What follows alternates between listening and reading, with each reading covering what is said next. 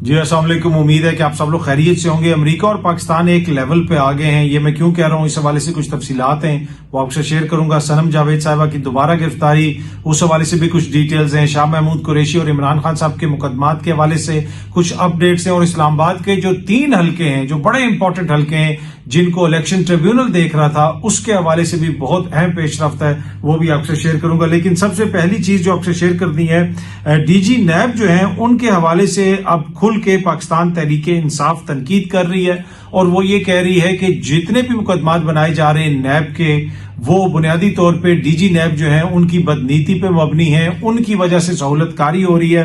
آج ٹویٹر کے اپنے اکاؤنٹ کے اوپر انہوں نے ایک پوری تفصیلی ایک ٹویٹ کی، پاکستان تحریک انصاف والوں نے ڈان نیوز کی 2 ہیڈ لائنز لگائی ہوئی، انہوں نے اگر آپ اس ٹویٹ کی تفصیل پڑھیں تو اس میں آفتاب سلطان صاحب کا ذکر ہے جنہوں نے نیب سے استعفیٰ دے دیا تھا، اور ان کا یہ موقف تھا کہ نیب کے اندر مداخلت ہو رہی ہے اور سیاسی جو پولیٹیکلی موٹیویٹڈ جو ہے کیسز بنانے کا کہا جا رہا ہے، جھوٹے کیسز بنانے کا کہا جا رہا ہے۔ میں ایسی انٹرفیرنس برداشت نہیں کروں گا، ایسا دباؤ نہیں لوں گا، تو لہٰذا وہ چلے گئے تھے، اور ڈان کے اندر پورے میڈیا کے اندر وہ چیز رپورٹ ہوئی تھی، تو وہ خبر انہوں نے لگائی ہوئی ہے پاکستان تحریک انصاف والوں نے۔ اور دوسری خبر انہوں نے لگائی ہوئی ہے کہ lieutenant general retired Nazir Ahmed appointed new NAB chairman, تو وہ یہ کہہ رہے ہیں کہ جو نئے نیب کے چیئرمین کو لگایا گیا، نذیر احمد بٹ صاحب کو جو لگایا گیا، یہ بنیادی طور پہ اس لیے لگایا گیا کہ ان کے آفتاب سلطان نے جھوٹے کیسز بنانے سے انکار کر دیا تھا، اور نئے نیب کے جو چیئرمین جب سے آئے ہیں عمران خان صاحب کے خلاف فریولس قسم کے کیسز بنائے جا رہے ہیں۔ اس کے علاوہ پی ڈی ایم کی حکومت کو ریلیف دیا گیا، ان کے وزراء کو ریلیف دیا گیا، نواز شریف صاحب کو ریلیف دیا گیا، اور یہ سب کچھ جو ہے وہ چیئرمین جو نیب ہیں نذیر احمد بٹ صاحب، lieutenant general retired Nazir Ahmed صاحب، ان کی منشا سے ہو رہا ہے، اور وہ یہ کر رہے ہیں۔ اور ایک اور ٹویٹ بھی بڑی سخت انہوں نے کی ہوئی ہے اپنے ٹویٹر اکاؤنٹ کے اوپر، جنرل نذیر احمد بٹ ضمیر فروش، یہ سامنے آپ ٹویٹ دیکھ سکتے ہیں۔ تو اس سے تو بالکل واضح ہے جو کہا جا رہا تھا، جو ان کو میسج دیا جا رہا تھا کہ اپنی سوشل میڈیا کی ٹیم کو چپ کروائیں، ٹویٹر کو چپ کروائیں، اس طرح کے بیانات ہوں گے تو پھر کیسے ماحول بہتر ہوگا۔ لیکن فار سم ریزن جو ہے ٹویٹر کے اوپر مسلسل اس قسم کی باتیں ہو رہی ہیں، اور دیگر بھی جو عسکری قیادت ہے ان کے حوالے سے کافی سخت ٹویٹس وغیرہ آپ نے دیکھی ہوں گی، ماضی میں بھی دیکھی ہوں گی، اب بھی ہو رہی ہیں۔ تو اس سے تو یہ ظاہر ہے کہ کوئی انگیجمنٹ نہیں ہو رہی، بات چیت جو ہے اس طریقے سے آگے نہیں بڑھ رہی ہے، اور ایک طرح سے کھل کے جو ہے پاکستان تحریک انصاف کی جانب سے تنقید کی جا رہی ہے۔ حکومت کی جانب سے تو ویسے ہی کھل کے سب کچھ کیا جا رہا ہے، جو کچھ بھی ہو رہا ہے وہ آپ کے بھی سامنے اور میرے بھی سامنے ہے۔ آج شاہ محمود قریشی صاحب کو بھی لاہور جو ہے منتقل کر دیا گیا ہے، اب وہ ادھر اڈیالہ جیل میں نہیں رہیں گے، لاہور جیل میں ہی رہیں گے، اور ان کا جو ٹرائل ہے وہ بھی وہیں پہ ہوگا۔ دہشت گردی کے جو ان کے اوپر مقدمات ہیں، دیگر جو مقدمات ہیں 9 مئی کے حوالے سے، تو وہ اب لاہور کی جیل میں وہ مقدمات چلائے جائیں گے۔ اس کے ساتھ ساتھ خان صاحب کے جو کیسز ہیں 9 مئی کے حوالے سے، اس میں بھی خان صاحب کو گرفتار کر لیا گیا ہے، عمران خان صاحب کی گرفتاری ڈال دی گئی ہے مختلف کیسز میں 9 مئی کے حوالے سے۔ تو حکومت کا رویہ بھی بالکل واضح ہے، اور جو پاکستان تحریک انصاف نے جو سٹانس لیا ہے وہ بھی بالکل واضح ہے، وہ کھل کے کر رہے ہیں، تنقید بھی کر رہے ہیں، اور قطعاً اس موڈ میں نہیں ہے کہ جناب کوئی کسی قسم کی اس موقع کے اوپر مفاہمت ہوگی، وہ ہمیں نظر نہیں آ رہا۔ اچھا جی، الیکشن کمشنر کے خلاف ریفرنس دائر کیا جائے، علی امین گنڈا پور صاحب اس میں اپنا کردار ادا کر سکتے ہیں، بہت سارے لوگ ان سے اپیل کر رہے ہیں، ایون کہ اسد کیسر صاحب نے بھی اپیل کر کے کہا کہ علی امین گنڈا پور صاحب ریفرنس دائر کریں۔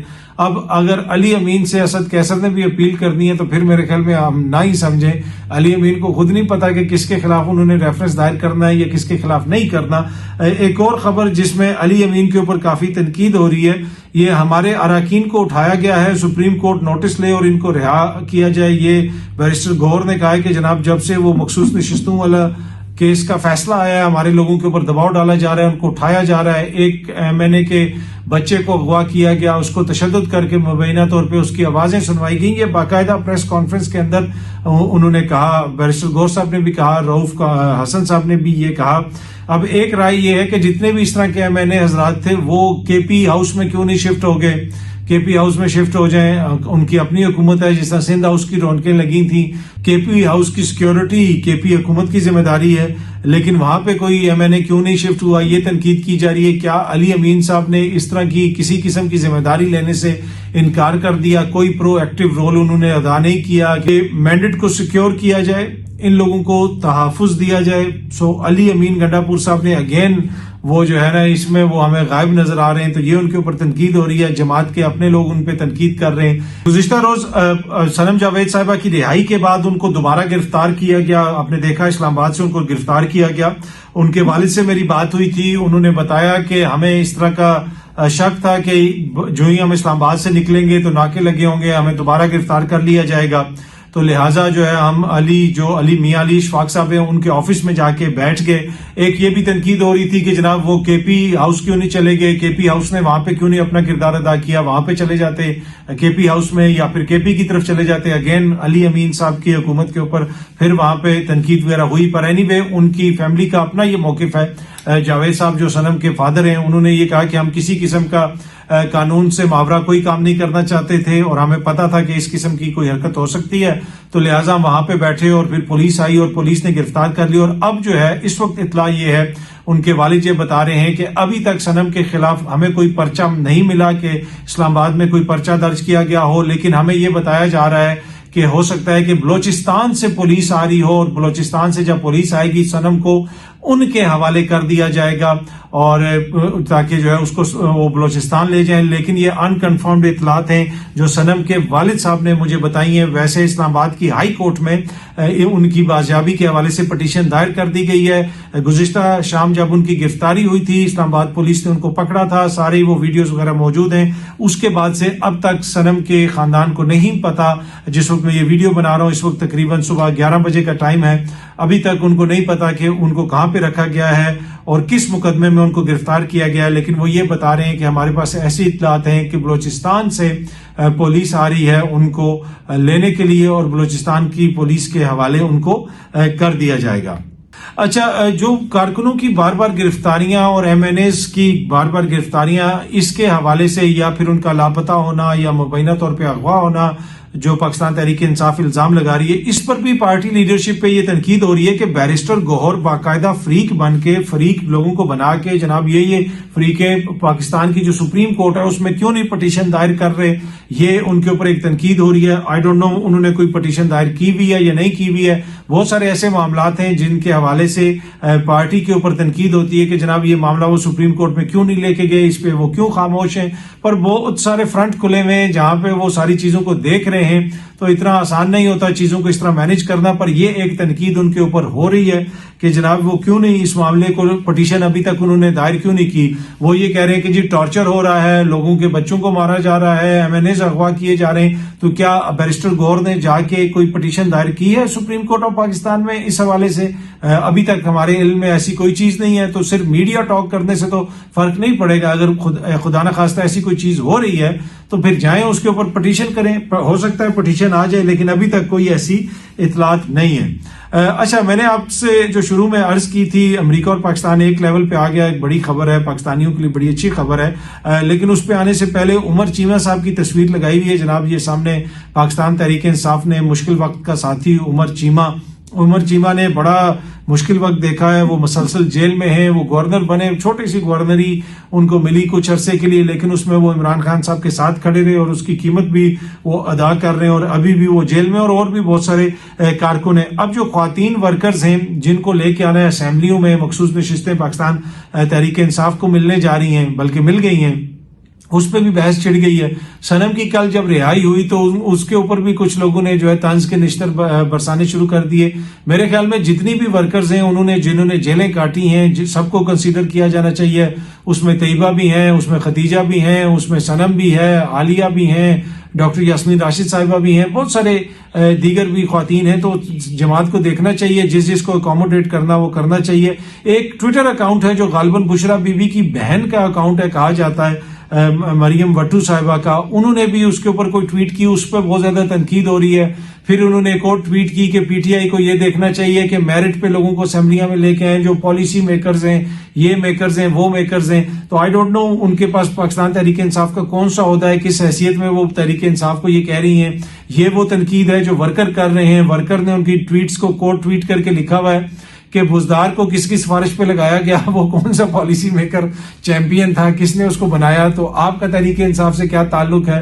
آپ کو صرف صنم جاوید سے جیلسی ہے؟ اس قسم کی باتیں جو ہے وہ لوگ ٹویٹر کے اوپر کر رہے ہیں، اور ایک دوسرے کے اوپر تنقید کر رہے ہیں. یہ تو چیزیں چلتی رہتی ہیں, لیکن میرے لیے بھی بڑا انٹرسٹنگ تھا جب وہ سارا میں نے معاملہ دیکھا کہ جو ہی مخصوص نشستیں ملی ہیں تو اب پالیسی میکرز یاد آ گئے. یہ حق کسی بھی جماعت میں اس کا ہوتا ہے جو مشکل وقت میں لیڈرشپ کے ساتھ کھڑا ہوتا ہے.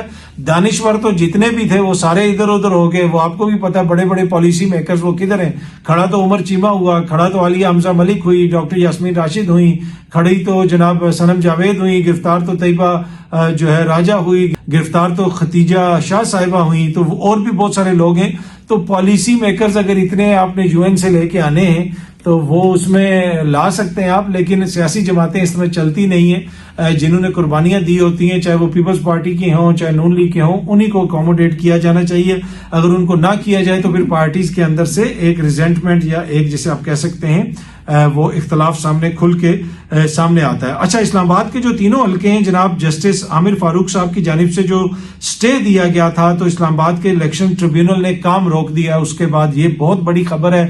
یہ وہ تینوں حلقے ہیں جو حکومت کے لیے بڑا مسئلہ بنے ہوئے ہیں, اور جج صاحب نے کہا کہ انہوں نے ایک ہفتے کے اندر اس کا فیصلہ کر دینا تھا, لیکن اب جسٹس عامر فاروق صاحب نے جو سٹے دے دیا اس کی وجہ سے وہ یہ کام کو روک رہے ہیں. وقت کا ضیاع ہوگا کہ ہم اتنا بڑا فیصلہ بھی دے دیں, کام بھی کرتے رہیں, اور بعد میں پتہ چلے کہ ٹریبیونل کو تبدیل کیا جا رہا ہے. یہ بہت بڑی بدقسمتی ہوگی اگر اس ٹریبیونل کو تبدیل کیا گیا. میرا نہیں خیال کہ اس کو تبدیل کیا جا سکتا ہے. عامر فاروق صاحب اس کی کیا جسٹیفیکیشن دیں گے وہ مجھے نظر نہیں آتا, اور ویسے بھی جو عدالت نے بڑا اس کے اوپر سخت موقف لیا تھا, اور ضروری ہے کہ دودھ کا دودھ اور پانی کا پانی کھل کے سامنے آئے. اگر PTI والے جھوٹا الزام لگا رہے ہیں تو ان کے خلاف کارروائی ہو, اگر کوئی اور عوام کا مینڈیٹ چوری کر کے بیٹھا ہوا ہے تو ان کو گھر بھیجا جائے. تو اب دیکھتے ہیں کہ یہ معاملہ آگے کس طرف جاتا ہے. میں نے آپ سے شروع میں عرض کی تھی کہ امریکہ اور پاکستان ایک لیول پہ آ گئے ہیں. یہ سامنے آپ خبر دیکھیں, غیر ملکی عناصر انتشار پھیلانا چاہتے ہیں. ٹرمپ پر حملے کے بعد بائیڈن کا قوم سے خطاب. میرے خیال میں اس سے زیادہ اور میں اب آپ کو کیا مثال دوں. پاکستان میں بھی ہمیشہ غیر ملکی جو ہے وہ بڑا مسئلہ رہتا ہے ہمارا, چاہے وہ 60 کی دہائی ہو 70 کی دہائی ہو, جب بھی ہو جو بھی حکمران ہو وہ یہ کہتے ہیں جی غیر ملکی مداخلت ہو گئی, یہاں سے مداخلت ہو گئی, وہاں سے مداخلت ہو گئی, جناب وہاں سے اکاؤنٹ چلائے جا رہے ہیں, یہ ہو رہا ہے وہ ہو رہا ہے. یہ تحریک انصاف کے دور میں بھی اس طرح کی باتیں ہمیں سننے کو ملتی تھی, پچھلے دور میں بھی ملتی تھی, اس دور میں بھی اسی طرح کی باتیں ہوتی ہیں. تو پاکستان اور امریکہ ایک لیول پہ آ گئے ہیں اس چیز کے اوپر.